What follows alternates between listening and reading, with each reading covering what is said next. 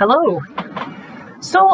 I've posted a few of these videos so far, and some of you are probably wondering, why in the world is she doing this? Well, let me explain. As I said, I am a registered nurse and practiced for a very long time. Becoming a financial advisor was a big change, big career move, but I've been doing it for a few years now. And over these last few years, I've really learned so much. And what I realized is that I never got taught any of this stuff. And I don't know if it's the same for every profession, but I know that in nursing, a lot of it is because of time limitations, right? There's just more important things.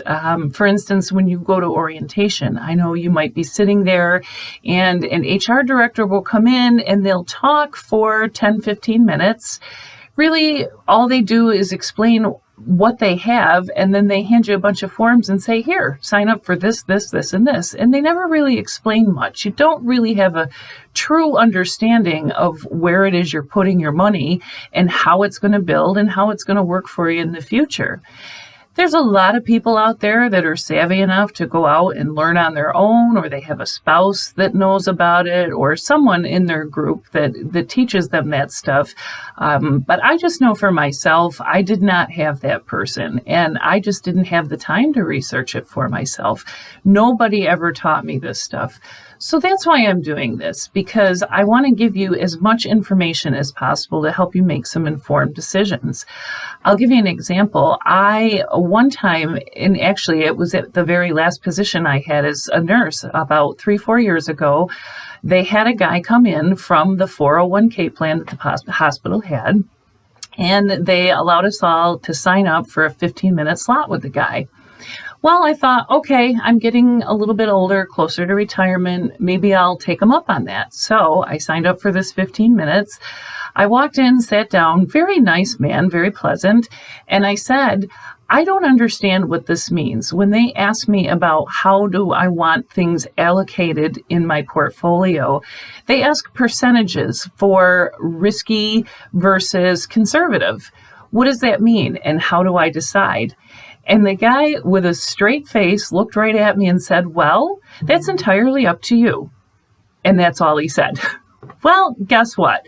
He's right. Ultimately, it really is entirely up to you. However, it would be nice if you could make an informed decision, right? Know what it is that you're talking about. Know what it means when it says, I'm going to put 50% of my portfolio into risky things. I'm going to put 40% into conservative, or whatever the numbers are. You need to know what that means. These plans are stock market based. For instance, did you know that the stock market traditionally has a historical rate of return of about 8%? I never knew that. 8% is pretty darn good. It's better than the 1 or 2% you get at a savings account at a bank, but I didn't know. The other things, let's see. Other things that I didn't necessarily know about were how much money should I be saving for retirement? I really decided to get serious about it when I was about 45, 46 years old. But for the whole 20 to 25 years before that, I had no idea how much I should be putting away. Well, did you know it's recommended that you put 10 to 15% of your annual income away for retirement? I'll tell you, when I was, a little bit older, I looked at one of my retirement accounts and there was $150,000 in there. And I thought, wow, that's a good amount of money. That's fantastic. I'm really doing good.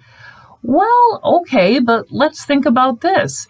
If I'm going to retire at 67 and I've got $150,000 in a retirement account, even if I gave myself as low as a $30,000 a year income, that would be eaten up in about 5 years. So if I retire when I'm 67, that'll bring me to age 73. Am I going to live longer than age 73? Well, I don't know. Nobody does. But the hope is that we do. Average life expectancy for people is 85. So there again, that's one of the many things I didn't know. I also didn't know about contribution limits. Even though they say 10 to 15% of your income, depending on what your income, you might be putting too much money in, and then you'll get penalized for that. The IRS puts limitations on what you can contribute to a traditional or a qualified IRA. And they change every year. So just as a side note, for 2021, the contribution limit's raised by $500. So now you can put up to $19,500 away a year in. You can't go over it.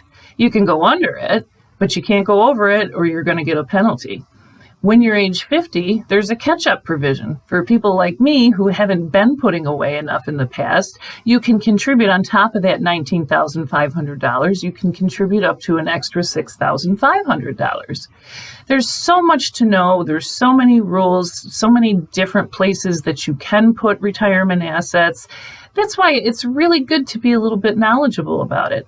That's it for today. We'll talk more later. Have a good day, folks. Bye-bye.